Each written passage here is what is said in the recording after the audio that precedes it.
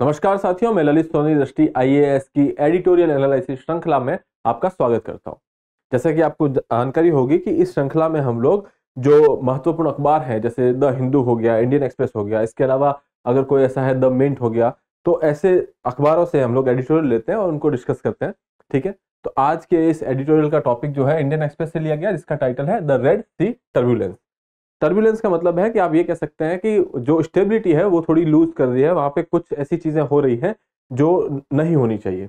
ठीक है, अब हम यहाँ पे मुख्य तौर पर जो बात करेंगे लाल सागर के बारे में बात करेंगे। हमने कुछ वक्त पहले भी ऐसा एक एडिटोरियल डिस्कस किया था, लेकिन उस वक्त हमारा जो मुख्य तौर पर फोकस था वो लाल सागर के आसपास के एरिया पे था। लेकिन अभी रिसेंटली एक ऐसी घटना हुई है जहां पे कुछ शिप्स जो पोरबंदर से 217 नॉटिकल माइल के आसपास थी, उन पर भी ड्रोन से हमले किए गए।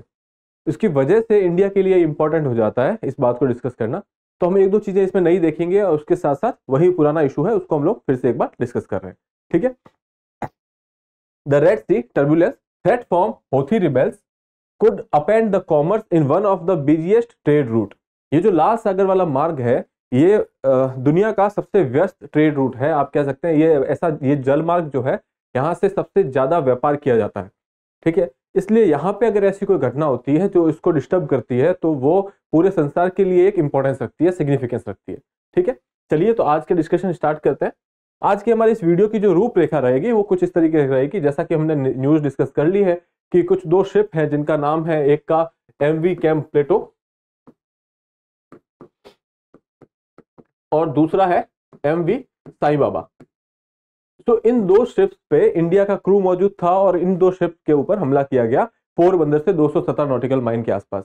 आपको पता होगा कि हमारा जो एक्सक्लूसिव इकोनॉमिक जोन होता है वो 200 नॉटिकल माइल के आसपास होता है। ठीक है, तो वो 217 पे ऐसा अटैक किया गया और इसके लिए ये जो इशू है वो हमारे लिए इंपॉर्टेंट हो जाता है। उसके बाद इसमें हम लोग थोड़ा देखेंगे कि जो रिसेंट अटैक हुआ है वो क्या है। उसके बाद इसके परिणामों की बात करेंगे, आर्थिक परिणामों की बात करेंगे। जनरली जब हम ये बोलते हैं कि यहाँ पे इस जलमार्ग पे दुनिया का काफी सारा ट्रेड निर्भर करता है, व्यापार निर्भर करता है, तो जब यहाँ स्टेबिलिटी नहीं होगी तो सीधी सी बात है व्यापार पे इम्पैक्ट पड़ेगा। अब जब हम यहाँ की बात कर रहे हैं, आर्थिक परिणाम या फिर जो ट्रेड की बात करते हैं, व्यापार की बात करते हैं, तो यहाँ पे ये एरिया वो है जहां पे आप ये कहेंगे कि पूर्वी देश पश्चिमी देशों के साथ यहाँ व्यापार करते हैं। जैसे मान लीजिए भारत जैसा देश जो है वो यूरोप के देशों के साथ जो व्यापार करता है अगर, तो ये जलमार्ग उनके लिए इंपॉर्टेंट हो जाता है। ठीक है, जैसे मान लीजिए अगर हम रशिया से ऑयल जो इंपोर्ट करते हैं, आयात करते हैं तेल का, तो इसलिए हमारे लिए ये रास्ता काफी इंपॉर्टेंट है। ठीक है, तो इसलिए इसके इकोनॉमिक परिणाम होंगे, आर्थिक परिणाम होंगे अगर यहाँ पे स्टेबिलिटी नहीं रहती है। उसके बाद अंतरराष्ट्रीय प्रतिक्रियाएं देखेंगे कि जब ये अटैक हो चुका तो इसके बाद में क्या प्रतिक्रियाएं हो रही है। ठीक है, उसके बाद इस आर्टिकल को कंक्लूड करेंगे। ठीक है, चलिए तो देखते हैं the conflict in the West Asia. West Asia में क्या कॉन्फ्लिक्ट है? वेस्ट एशिया में हमने देखा होगा कि इसराइल और हमास का इशू हुआ। 7 अक्टूबर के आसपास हमास ने इसराइल के ऊपर एक हमला किया। जो हमला जो हम कह रहे हैं कि आतंकी हमला था, ऐसा नहीं होना चाहिए था, लेकिन उन्होंने किया। उसके बाद इसराइल वहां पे रिटेलिएट कर रहा है। गाजा स्ट्रिप में हमास को एलिमिनेट करने के लिए बहुत सारी स्ट्राइक कर रहा है। इसमें सिविलियंस का भी लॉस हो रहा है, वहां पे सप्लाईज वगैरह भी रुकी हुई है, काफी नुकसान हो रहा है। लेकिन बात यह है कि वहां पे एक वॉर जैसी सिचुएशन चल रही है, कॉन्फ्लिक्ट चल रहा है, युद्ध चल रहा है। ठीक है, अब उस युद्ध की वजह से उसके कुछ स्पिल ओवर इफेक्ट है, उसकी वजह से बाकी आसपास के क्षेत्रों में भी कुछ परेशानियां हो रही है। ठीक है, तो वो परेशानियां क्या है? तो बेसिकली जब हम बात कर रहे हैं यहाँ पे, जब हम बात कर रहे हैं इसराइल की, ठीक है, तो आप कह सकते हैं यहाँ इसराइल के बीच में और हमास के बीच में यहाँ पे एक कॉन्फ्लिक्ट होता है। ठीक है, हमास ने अटैक किया, इसराइल ने रिटेलिएट किया।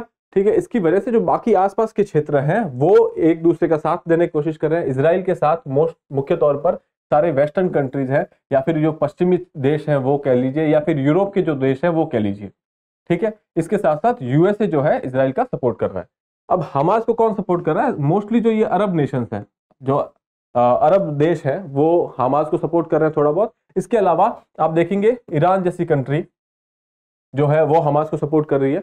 फिर ये हूथीज, जो बार बार हम हौथी रिबेल्स के बारे में बात कर रहे हैं, ये हौथीज जो है ये यमन में रहते हैं। ठीक है, वहां के ये आप ये कह सकते हैं विद्रोही संगठन है एक।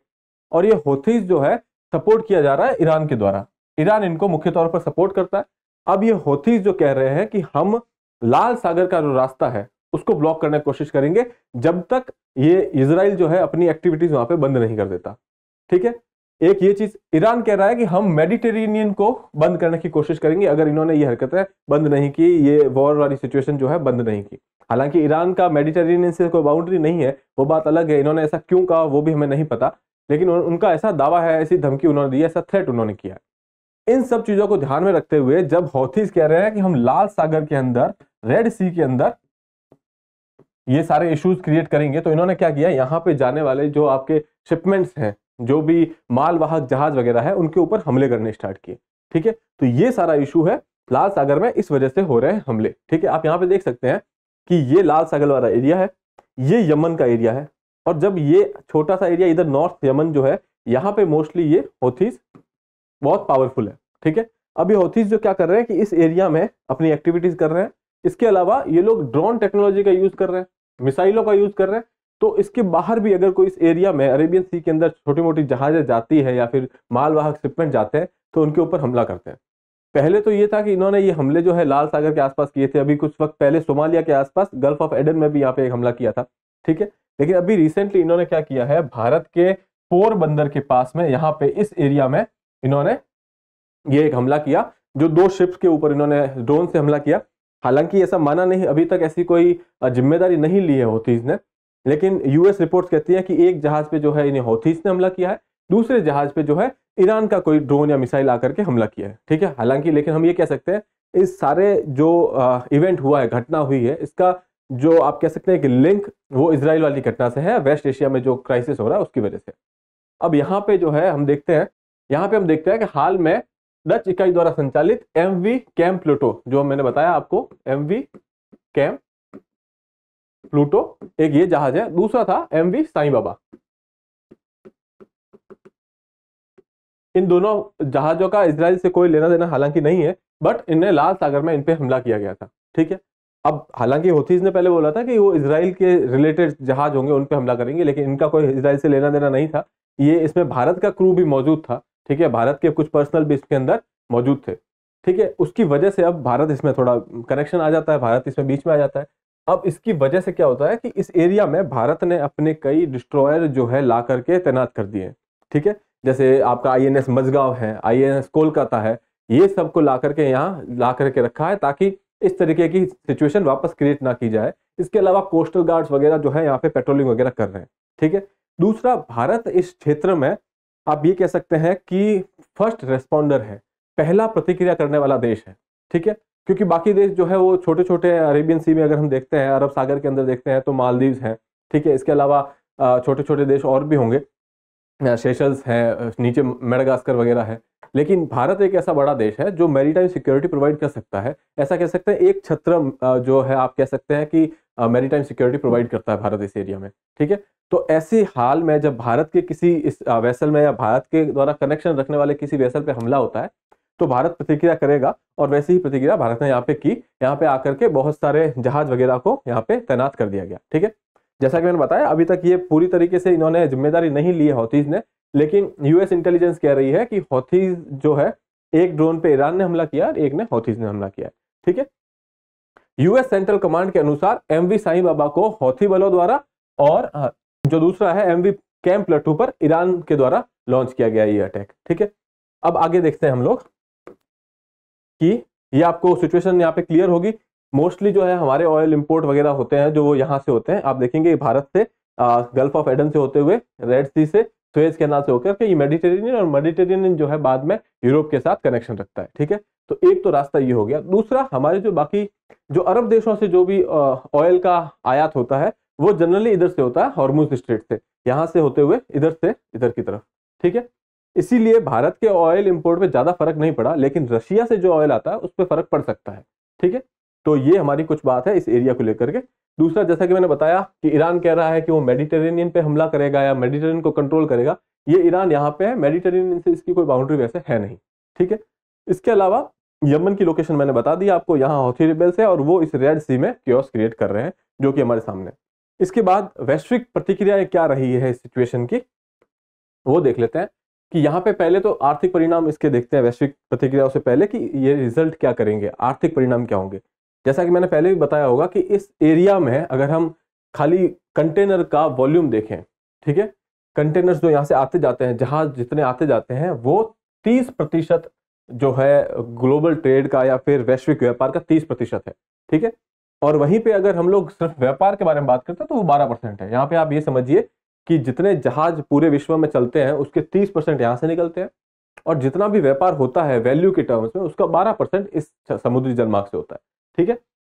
और जो पेट्रोलियम वाणिज्य होता है, जो ऑयल में जो ट्रेड होती है, उसका 10% यहाँ से होता है, ठीक है। ये बात क्लियर है। तो इसका मतलब ये है कि अगर हमारी एनर्जी सिक्योरिटी वगैरह को ध्यान में रखें, व्यापार को ध्यान में रखें, आर्थिक सिचुएशंस को ध्यान में रखें, तो ये जलमार्ग बहुत ही ज्यादा इंपॉर्टेंट हो जाता है, ठीक है। फिर दूसरा, लाल सागर को विचलन, लाल सागर से विचलन केप ऑफ गुड होप के आसपास जहाजों को भेजेगा, जो कि स्वेज से पहले के युग के समान है। जो बेसिकली स्वेज नहर जब नहीं थी तब हम लोग केप ऑफ गुड होप से होकर के निकलते थे। वो रास्ता लंबा भी पड़ता था। यहाँ पे आप देख सकते हैं कि ये जो रास्ता है ये इतना लंबा है, यहाँ से घूम करके जाना पड़ता है, और ये लगभग आपके 19 से 20 हजार किलोमीटर के आसपास का रास्ता है, ठीक है। जब अब ये दूसरी जो स्वेज कैनाल यहाँ पे आ गई है, स्वेज नहर यहाँ आ गई है, तो ये रास्ता जो है हमारा, ये लगभग 11,500 किलोमीटर के आसपास है, 11,600 किलोमीटर के आसपास है। तो ये रास्ता भी छोटा है, आर्थिक रूप से भी ये वायबल रहता है। इसलिए अगर ये रास्ता बंद हो जाता है तो हम लोग वापस से पुराने युग में चले जाएंगे, जब ये पूरा घूम करके आना पड़ता था। इससे क्या होगा, अल्टीमेटली निर्यातों का मूल्य बढ़ जाएगा, या फिर आप कोई भी चीज इंपोर्ट या एक्सपोर्ट करोगे तो उसमें जो है और ज्यादा एक्स्ट्रा कॉस्ट लगेगी, क्योंकि आपको इतना घूम करके आना पड़ रहा है। तो ईंधन का पैसा लगेगा, फ्यूल का पैसा लगेगा, इसके अलावा ट्रांसपोर्ट के कॉस्ट होते हैं, टाइम ज्यादा लगेगा। ये सारी चीजों को कंसिडर करें तो कुल मिला के आपके आर्थिक रूप से आपका यहाँ पे नुकसान होने वाला है, ठीक है। यहाँ पे देखेंगे परिवहन शुल्क बढ़ सकता है, जिसके परिणाम स्वरूप आयातित वस्तुओं, विशेष रूप से पश्चिम एशियाई तेल की कीमतें बढ़ सकती है, ठीक है। तो ये तो हो गए आर्थिक परिणाम। अब विश्व ने इसको लेकर के क्या प्रतिक्रिया की है, कौन से देशों ने क्या प्रतिक्रिया की है, वो देख लेते हैं, ठीक है। जब ये चीज हुई तो यूएसए कहता है कि हम लोग को यहाँ पे मल्टीलेटरल टास्क फोर्स बनानी चाहिए। मतलब जो आसपास के देश हैं उनको मिल करके एक ऐसी फोर्स बनानी चाहिए जो इस एरिया में सिक्योरिटी प्रोवाइड करे, ठीक है। तो ऐसे ही कुछ फोर्स बना करके ऑपरेशन प्रॉस्पेरिटी गार्जियन नाम से एक ऑपरेशन शुरू किया गया, जो यहाँ पे बहुराष्ट्रीय नौसैनिक बल जो है वो इस एरिया को हमलों से बचाने के लिए बनाया गया। ऑपरेशन का नाम है operation prosperity guardian, operation prosperity guardian, ठीक है। इसके अलावा एक जो बहुत बड़ी शिपिंग कंपनी थी जिसका नाम है डेनिश शिपिंग कंपनी। तो ये जो डेनिश शिपिंग कंपनी है, उन्होंने क्या है कि अब इस एरिया से वापस जहाज लाने शुरू कर दिए हैं, क्योंकि अब ये टास्क फोर्स बन चुकी है और उनको ऐसा जो है आश्वासन दिलाया गया है कि भाई यहाँ पे अब हमले रोकने में वो लोग काम करेंगे, ठीक है। तो कॉस्ट को बचाने के लिए इन्होंने वापस यहाँ से आना स्टार्ट किया। इससे पहले क्या हुआ था कि ये जो बड़ी बड़ी कंपनियां हैं उन्होंने अपना रूट चेंज कर लिया था, क्योंकि यहाँ पे इंश्योरेंस कंपनी भी इंश्योरेंस नहीं प्रोवाइड कर रही थी, दूसरा हमले का खतरा तो था ही, ठीक है। तो अब यहाँ पे एक चेंज हुआ है कि ये जो डेनिश शिपिंग है उन्होंने वापस इस रूट से आना स्टार्ट कर दिया है। और इसके अलावा भी जो बाकी जो अरब कंट्रीज हैं, मिस्र वगैरह के आसपास के जो देश हैं, वो हालांकि अभी भी इन हौथी रिबेल्स वगैरह को ओपनली क्रिटिसाइज नहीं कर रहे हैं, ठीक है। तो ये है थोड़ी वैश्विक प्रतिक्रिया। अब यहाँ पे अगर हम भारत की बात करें तो जैसा कि मैंने बताया, भारत ने इस एरिया के अंदर अपने नौसेना के जहाज तैनात कर दिए हैं, डिस्ट्रॉयर तैनात कर दिया है, INS मजगांव भी यहाँ पे आ चुके हैं। इसके अलावा 2 और डिस्ट्रॉयर भी ला करके यहाँ खड़े किए गए हैं, ताकि ये सिचुएशन पैदा ना हो, ठीक है, ताकि हमारा जो ट्रेड है उसको ज्यादा इंपैक्ट ना किया जाए, ठीक है। हालांकि ज्यादा ट्रेड हमारा इंपैक्ट नहीं होगा, क्योंकि मोस्टली हम लोग यहाँ से ऑयल इंपोर्ट करते हैं, तो वो हमारा वैसे भी अरब देशों से, जो अगर गल्फ कंट्रीज से होता है वो स्ट्रेट ऑफ हॉर्मुज से होता है, ठीक है। तो अभी तक ज्यादा इंपैक्ट नहीं किया इंडिया को, लेकिन अगर ऐसे इवेंट्स और होंगे तो ये व्यापार को इंपैक्ट कर सकते हैं, ठीक है। तो ये है विश्व प्रतिक्रियाएं। अब हम देखते हैं कि इसका कंक्लूजन क्या है, इस सारी जो बातचीत हमने की अब हुआ क्या है। लाल सागर की स्थिति उभरती भू राजनीतिक चुनौतियों से निपटने के लिए आपको अधिक प्रगतिशील, चुस्त और व्यवहारिक दृष्टिकोण लेने की आवश्यकता है। मतलब आपको क्या करना है यहाँ पे बेसिकली, कि जैसे कि अमेरिका ने बोला कि हमको जो है बहुराष्ट्रीय जो है सेना या टास्क फोर्स बनानी है, यहाँ पे मल्टीलेटरल टास्क फोर्स बनानी है, और यहाँ पे जो ऑपरेशन चल रहा है वो एक स्टेप राइट डायरेक्शन में है। इसके अलावा और भी ये किया जा सकता है कि यहाँ पे सिक्योरिटी फोर्सेस का डिप्लॉयमेंट बढ़ाया जा सकता है, नौसेना यहाँ पे ज़्यादा एक्टिव हो सकती है, कोस्टल गार्ड्स एक्टिव हो सकते हैं।